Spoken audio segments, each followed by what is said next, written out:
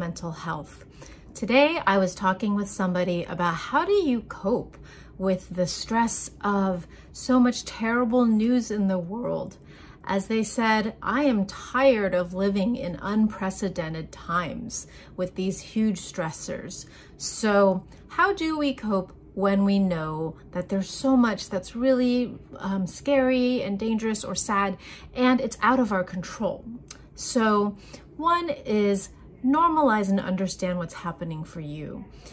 These really are unprecedented times, and it's totally normal to have a reaction, even if it is not necessarily immediately affecting you. It may trigger some memories or fears that you've had from the past.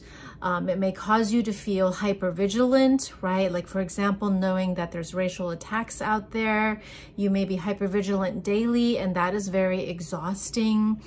Feeling angry or sad a lot contributes to a sense of overwhelm on top of whatever normal responsibilities and stress you are. And so symptoms you may feel, don't judge yourself. Sometimes people say, well, it hasn't happened to me. Why am I so exhausted?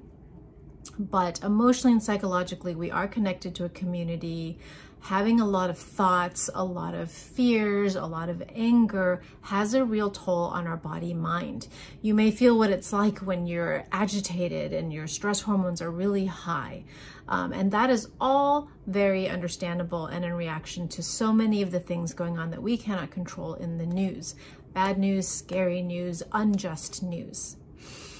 So handling this, what can you do? Well, because it's not something maybe immediate in my life, having all this stress hormones and all this anxiety or worry is actually not helpful, right? Like, all that agitation is your body getting ready to like fight or flee or do something, but it's actually just causing you to be drained.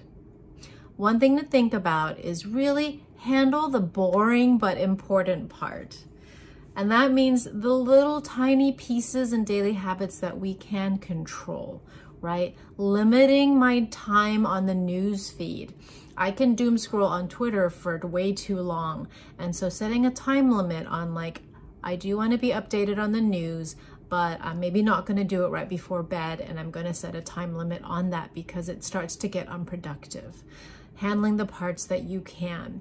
I'm going to eat something for breakfast and really make sure that I drink enough water, that I stick to my sleep hygiene schedule as best as possible, that throughout my day, I check in on myself just periodically to notice, are my shoulders up here and I'm like all tense at my desk? Am I breathing super shallow because I'm so stressed? And take a moment to really breathe and drink. And it's so simple and it sounds boring, but it is very important.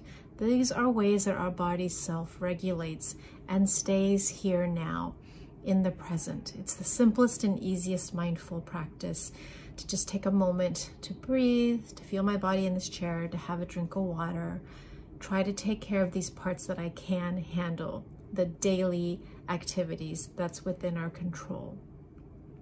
On a larger scale, think about purpose and meaning. One of the things that starts to really wear us down when horrible things happen, like so many COVID deaths, really unjust things happening and trauma to people, is that we start to lose our sense of purpose and meaning, which is actually huge for psychological help. And so I would really suggest finding something to do, no matter how small, that helps you to ground yourself in a sense that there's a bigger point to all of this, whether that's for you seeking spiritual advisement, reading and listening to people who have been through difficult times before. I often do like to read from very knowledgeable and historical and wise figures in the past to give me a sense of perspective. And are there little actions that you can take, no matter how small, that help you to feel like I am doing something in my own community, even if it's not directly related to resolving the pandemic or war? So examples is I have had people in this community say, well, volunteering at the food bank has helped me a little bit, volunteering to help tutor somebody, or to listen to someone who's living with grief. These are relatively small things that I can do that I feel I'm making a contribution, because purpose and meaning is huge. And part of what these big stressors cause that wear us down so much. It is the exhaustion, and it's also that losing of purpose or hope when we feel like, wow, we really are a lost cause as humanity, or there's nothing that I can do about these things. So finding some action, spiritual advisement, wise counsel, small actions that help you find purpose. And remember to validate yourself and people around you that this is real. These stressors are very real. This is not normal or healthy for us to be living through. It absolutely isn't. Most of us are not in a place where we are given sufficient time to grieve and talk about this. You know, we're in the middle of a pandemic and global unrest and threats to democracy and racial trauma, and yet we're still trying to go to school or take care of the house or go to our jobs. So understand that this is huge, and that community healing really should be a part of this. We should be taking the time to be able to do that self-preservation. We really do benefit from having community and family support and care, and we really do benefit when we're able to feel in our own small way that we are doing something with purpose, or we're doing something with advocacy, you know, writing letters, calling our congressperson, sending a little bit of funds or support in any way that we can. That is a part of our health and well-being that we don't always think about. So remember that. So 3 levels, right? Your self-care, self-preservation, validating and understanding that it's understandable to have reactions to these times. Handling the little boring but important daily routines that help you to stay healthy as your body's reacting to all these stressors and responsibilities. The middle ground is really, whenever you can, talking and listening in community, whether that's family or a larger community, making space. For example, at my workplace, we just had a planning meeting today about how can we take a break and have some time to actually talk about how we're all feeling, juggling everything, and what it is that's helped us cope, sharing our tips and our boring but important routines, and sharing our resources.